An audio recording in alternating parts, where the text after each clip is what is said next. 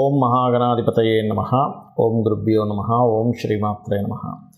పరమేశ్వర స్వరూపమైనటువంటి జ్యోతిష, వాస్తు మరియు ఇతర అనేకమైనటువంటి శాస్త్రములను మనకు అందించినటువంటి మహర్షులకి నమస్కారం. హయగ్రీవ హయగ్రీవ హయగ్రీవేతియో వదేత్తస్య నిస్సరతే వాణి జన్హుకన్యా ప్రవాహవత్. అరుణాం కరుణాతరంగితాక్షీం ధృతపాశాంకుశపుష్పబాణచాపాం అనిమాదిభిరావృతాం మయూకైః అహమిత్యేవ విభావయే భవానీం. శ్రీమాత్రే నమః. ప్రేక్షకులకి ఆ లలితాంబిక అమ్మవారి యొక్క అనుగ్రహం పరిపూర్ణంగా కలగాలని మనస్ఫూర్తిగా కోరుకుంటూ మనం ఈరోజు చెప్పుకోబోయేటువంటి టాపిక్ ఏమిటి అంటే, ప్రతి కుటుంబంలో కూడా తల్లి, తండ్రి, పిల్లలు కావచ్చు, అన్నదమ్ములు కావచ్చు, మేనమామ కావచ్చు, అలాగా ఒక రిలేషన్స్ అనేవి ఉంటాయి. ఆ రిలేషన్స్లో మన పూర్వజన్మ కర్మ ఆధారంగా ఒక రిలేషన్తో మనకి ఇబ్బంది ఉంటుంది, ఒక రిలేషన్తో చాలా బాగుంటుంది. ఎందుకు అలా అవుతుంది అంటే, మనం పాస్ట్ లైఫ్లో చేసుకున్న కర్మ. కొంతమందికి జీవిత భాగస్వామితో ఇబ్బంది ఉంటే, కొంతమందికి అన్నదమ్ములతో, కొంతమందికి మేనమామతో, లేకపోతే కొంతమందికి ఆడపడుచులతోని, కొంతమందికి మదర్తో కూడా ఉంటుంది. అది చాలా దారుణమైనటువంటి కాంబినేషన్. కొంతమందికి ఫాదర్తో ఇబ్బంది ఉంటుంది. అయితే ప్రతి లగ్నానికి కూడా ఆ యొక్క కాంబినేషన్ ఎందుకు ఏర్పడుతుంది, దానికి పరిహారం ఏం చేసుకోవాలి, బాగుండాలంటే ఏం చేయాలనేటువంటి చెప్తాను. ఒకటి, మీరు వీడియోని కనుక లాస్ట్ వరకు చూసినట్లయితే జన్మజాతకం తెలియని వాళ్ళకి, డేట్ ఆఫ్ బర్త్ తెలియని వాళ్ళకు కూడా ఏం చేసుకోవాలి అనేది కూడా చెప్తాను. దీంతోపాటు ఇందులో వాస్తుకు సంబంధించినటువంటి పరిహారం కూడా చెప్తాను. కుంభలగ్నం, కుంభరాశి లగ్నం తెలుసు, లగ్నం నుంచే చూసుకోండి. బట్ మీకు ఎవరితో ఎక్కువగా మిస్అండర్స్టాండింగ్స్ జరుగుతాయి, ఎవరి వల్ల మీరు ఎక్కువ స్ట్రెస్ అవుతుంటారు, ఇట్స్ వెరీ క్లియర్.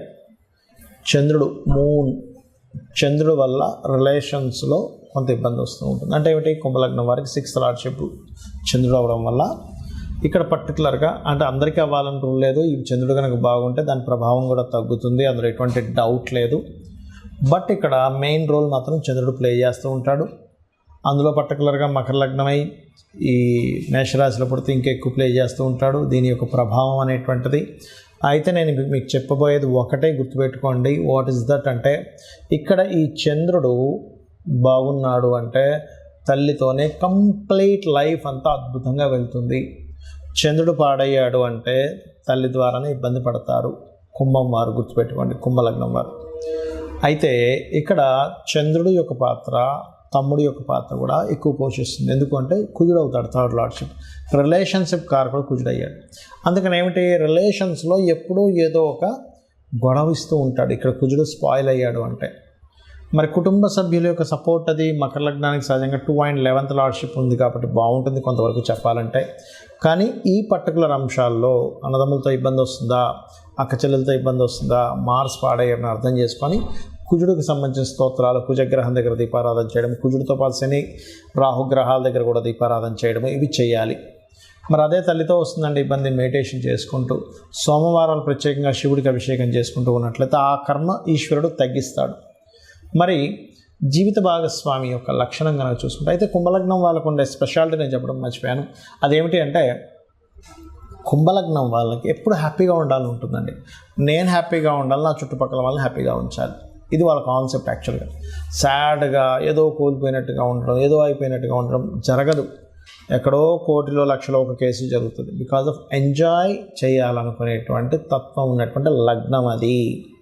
అయితే ఇక్కడ సన్ గనక స్పాయిల్ అయితే ఏమవుతుందంటే ఈగో క్లాషెస్ ఎక్కువగా వస్తాయి. నువ్వెంత, నేనెంత, నేను చెప్పింది నడవాలి, నువ్వు చెప్పింది కరెక్ట్ కాదు, ఈగో క్లాషెస్ ఎక్కువ ఇస్తుంది. సన్ గనక పాడైతే, అది పర్టికులర్గా సన్ పాడయ్యాడు, కుంభలగ్నంలో జన్మించారు అంటే ఈగోస్ పెరుగుతూ ఉంటాయి. నేను ఇట్లా చేస్తాను, సరే నీది నువ్వు చేసుకో, అట్లా వెళ్ళిపోతూ ఉంటుంది. సన్ బాగుంటే ఒకరికొకరు ఎంతో గౌరవించుకుంటారు. ఇది కుంభలగ్నంలో ఉండేటువంటి సీక్రెట్. అయితే ఇక్కడ అత్తగారి పాత్ర కూడా కుజుడే పోషిస్తాడు. అందుకని సర్వసాధారణంగా ఏం జరుగుతుంటుందంటే, ఇక్కడ కుంభం వారికి ఒకవేళ అత్తగారి యొక్క పాత్ర సరిగ్గా లేదు అంటే కనుక మంగళవారాలు ఎక్కువగా, ఎప్పుడైనా గుర్తుపెట్టుకోండి, ఏ గ్రహం పాడైతే ఆ వారం ఎక్కువగా వస్తూ ఉంటుంది. సన్ పాడయ్యాడు ఆదివారం, మూన్ పాడయ్యాడు సోమవారాలు, కుజుడు పాడయ్యాడు మంగళవారాలు, బుధుడు పాడయ్యాడు బుధవారాలు, అట్లా ఒక్కొక్క వారం ఏ గ్రహం పాడైతే ఆ వారం ఎక్కువగా వస్తుంటుంది, గుర్తుపెట్టుకోండి. అయితే ఇక్కడ మీరు ఆడపడుచులతో ఇబ్బంది వస్తుందంటే ఎక్కువగా లక్ష్మీ గణపతి చేసుకోవాలి. అత్తగారితో ఎక్కువ ఇబ్బంది వస్తుందంటే సుబ్రహ్మణ్యేశ్వర స్వామి యొక్క ఆరాధన ఖచ్చితంగా చేసుకోవాలి. అప్పుడు ఇబ్బంది అనేటువంటిది ఉండదు. కొన్నిసార్లు కొన్ని కర్మలు మోకాల నొప్పుల రూపంలో, బాడీ పెయిన్స్ రూపంలో కూడా ఇస్తూ ఉంటుంది. ఎప్పుడు రిలేషన్స్లో ఇవ్వాలంటలేదు, బట్ ఇట్స్ డిపెండ్ ఆన్ ఏ కారకుడు ఏ దాంట్లో ఉన్నాడు అనేటువంటిది. ఇక్కడ ఒక విషయం గుర్తుపెట్టుకోండి, మనకి జన్మ జాతకం ఎంత ప్రభావితం చేస్తుందో రిలేషన్స్ విషయంలో వాస్తు కూడా అంత ప్రభావితం చేస్తుంది. అయితే ఇది ఏ దిశను చూసుకోవాలి? ఇక్కడ పర్టికులర్గా సోషల్ కమ్యూనికేషన్స్ లేదా ఇంట్లో ఉండే వాళ్ళందరి సఖ్యతని చూసుకునేటువంటి దిశ తూర్పు. ఎందుకండి తూర్పుకి అధిపతి ఎవరు? తూర్పుకి సూర్య భగవానుడు అధిపతిగా చెప్తూ ఉంటారు. అలాగే ఇంద్రుడిగా చెప్తూ ఉంటారు. మన ఇంద్రియాలు, ఇంద్రుడు అంటే ఎవరు? మన ఇంద్రియాలకు సంబంధించిందే ఇంద్రుడు. మనం గనక ఒక రిలేషన్స్ని కరెక్ట్గా మనం అర్థం చేసుకుంటూ ఉంటే అందరూ కలిసి ఉంటారు. సూర్యభగవానుడు ఎందుకు ఇచ్చారు తూర్పుకి అంటే, తూర్పును ఉదయించేటువంటి సూర్యుడు అనే కాకుండా సూర్యుడు న్యాచురల్ 5th లార్డ్, అంటే ఒక బాధ్యతగా ఉండేటువంటి, ఒక అడ్మినిస్ట్రేషన్ చేసేటువంటి లక్షణం ఉన్నటువంటి గ్రహం సూర్యభగవానుడు. ఈ తూర్పు భాగం కనుక మీకు మీ వాస్తులో పాడైంది, ఖచ్చితంగా ఏమవుతుంది? ఇంట్లో రిలేషన్స్ పాడవుతాయి. తల్లికి తండ్రి, తల్లికి కూతురికి, తండ్రికి కొడుకుకి, వీళ్ళందరితోనే ఏదో ఒక డిస్టర్బెన్స్ అనేది క్రియేట్ అవుతుంది. మరి దీనికి ఏమిటి పరిహారం? It's very clear. తూర్పు భాగంలో లైట్ గ్రీన్ కలర్ ఉండేలా చూసుకోండి, రెడ్ కలర్ రాకుండా చూసుకోండి, ఇట్లా కొన్ని ఉంటాయి. సో ఫస్ట్ ఆఫ్ ఆల్ ఏంటంటే మీరు లైట్ గ్రీన్ కలర్ పెట్టుకొని అక్కడ మీరు చేయవలసినటువంటిది ఏమిటి అని చెప్పి చూసుకున్నట్లయితే, పర్టికులర్గా మీరు రాముడి యొక్క పట్టాభిషేకం బొమ్మ ఒకటి పెట్టండి. ఇది అయితే మరి ఇందులో మళ్ళీ రకరకాల వేరియేషన్స్ వస్తుంటాయి. అట్లాగా భార్యతో పడట్లేదండి అంటే ఆగ్నేయము నైరుతి కూడా పాడైందని మీరు అర్థం చేసుకోవాలి. అలా కాదండి, మాకు కొన్ని మనీ మ్యాటర్స్ వల్లే ఎక్కువ ఇబ్బంది వస్తుంది, ఇంట్లో రిలేషన్స్తోని కొత్త అవకాశాలు ఇంట్లో ఉండే వాళ్ళ వల్ల నేను ఇబ్బంది పడుతున్నాను అన్నప్పుడు, ఎవరైనా బంధువర్గంలో మేనమామ, మామయ్య వీళ్ళ వరుస వల్ల వస్తుందంటే కొంత నార్త్ కూడా పాడవుతుందని అర్థం. మదర్తో నాకు ఎప్పుడు ఇబ్బంది వస్తుందంటే, మీ జన్మజాతకంలో ఖచ్చితంగా తల్లికి కారకుడైన చంద్రుడు అండ్ 4th లార్డ్ పాడయ్యాడు, దాంతోపాటు వాయువ్యం కూడా పాడైందని మీరు చెక్ చేసుకోవాలి. అప్పుడు ఏమవుతుంది? వాయువ్యానికి అధిపతి చంద్రుడు కాబట్టి మదర్తో వస్తూ ఉంటుంది ఇబ్బంది అనేటువంటిది. అదేవిధంగా అన్నదమ్ములతో ఎక్కువ గొడవ వస్తుందండి, నాకు సౌత్ ఖచ్చితంగా పాడవుతుంది, ఎందుకంటే సౌత్కి కారకుడు కుజుడు, చెక్ చేసుకోండి. అయితే ఇక్కడ జన్మజాతకం లేని వాళ్ళు కూడా చేసుకోవాల్సింది సూర్య నమస్కారాలు. ఒకటి, సూర్య భగవానుడి దగ్గర దీపారాధన చేయడము, అదేవిధంగా ఆదిత్య హృదయ పఠనం చేసుకోవడం, ఇవి ఖచ్చితంగా పాటించాలి. మరొక విషయం ఏంటంటే, ఇక్కడ మీ పర్సనల్ చార్ట్లో పర్టికులర్గా ఇప్పుడు మనం ఒక్కొక్క లగ్నంతో చెప్తూ వచ్చాం. సో మీ పర్సనల్ చార్ట్లో పర్టికులర్ లగ్నానికి ఆ యొక్క కారకుడు దేని ద్వారా కంబస్ట్ అయ్యాడు, దేని ద్వారా సపోర్ట్ అయ్యాడు అనేటువంటి దాన్ని ఫస్ట్ ఆఫ్ ఆల్ మీరు చూసుకోవాలి. ఆటోమేటిక్గా అది చూసుకొని దానికి సంబంధించిన దానం ఇవ్వడము, మంత్రం చేసుకోవడం చేస్తే ఖచ్చితంగా ఫలిస్తుంది. అయితే అందరికీ కూడా ఒకటే మాట చెప్తాను, ఇది ఛాలెంజింగ్గా చెప్తున్నాను. మీకు ఎటువంటి ఇబ్బంది ఉన్నా, ఫ్రెండ్స్తో కావచ్చు, జీవిత భాగస్వామితో కావచ్చు, ఎవరితోనైనా మాకు ఎక్కువ శత్రుత్వాలు అవుతున్నాయి ఇంట్లో వాళ్ళతో బయట వాళ్ళతో, ఒక్క 10 నిమిషాలు సూర్యభగవానుడిని చూస్తూ ఇలా పట్టుకొని ఓం మిత్రాయ నమః, 100% శత్రువు కూడా మీకు మిత్రుడు అయిపోతాడు. అరే ఇంత ఎందుకు నేను గొడవ పెట్టుకుంటున్నాను, వీళ్ళతో నేను ఎందుకు గొడవ పెట్టుకుంటున్నాను, ఒక రియలైజేషన్ వస్తుంది దాని ద్వారా. అలాగే ఇక్కడ ఇంకొక విషయం ఏంటంటే, మీకు దగ్గరలో గోశాల కనుక ఉన్నట్లయితే గోవుకి వెళ్ళి ఆదివారాలు ప్రత్యేకంగా గోధుమ రవ్వ తినిపించండి.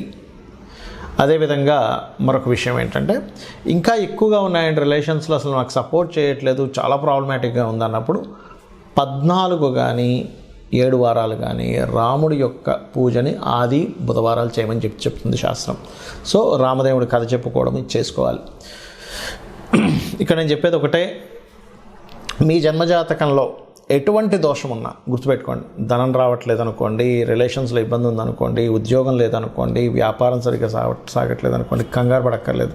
చాలామంది ఏంటంటే, అమ్మో నాకు ఇట్లా అయిపోతుంది కాబట్టి నా జాతకంలో ఏదో సర్పదోషం ఉందనో, లేకపోతే ఇంకోటి ఏదో ఎల్నాడ్స్ నడిచిపోతుంది కాబట్టి నా జీవితం ఇట్లా అయిపోతుందని అనుకోవద్దు అని చెప్తా. ఎందుకంటే ఒకటే గుర్తుపెట్టుకోండి, మీకు ఎన్ని ఇబ్బందులున్నా మనకి శాస్త్రాల్లో చెప్పినటువంటిదే ప్రామాణికం.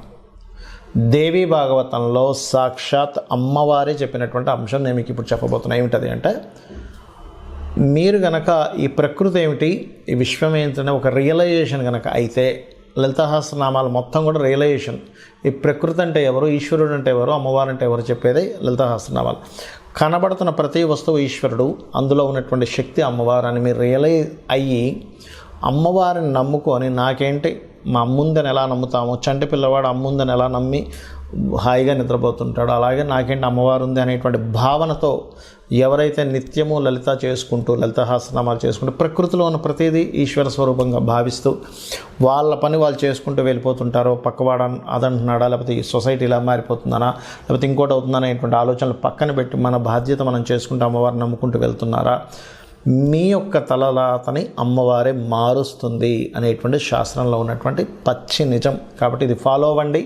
ఆ లలితాంబిక అమ్మవారి యొక్క అనుగ్రహం మీరు పరిపూర్ణంగా పొందాలని మనస్ఫూర్తిగా కోరుకుంటూ శ్రీమాత్రే నమః.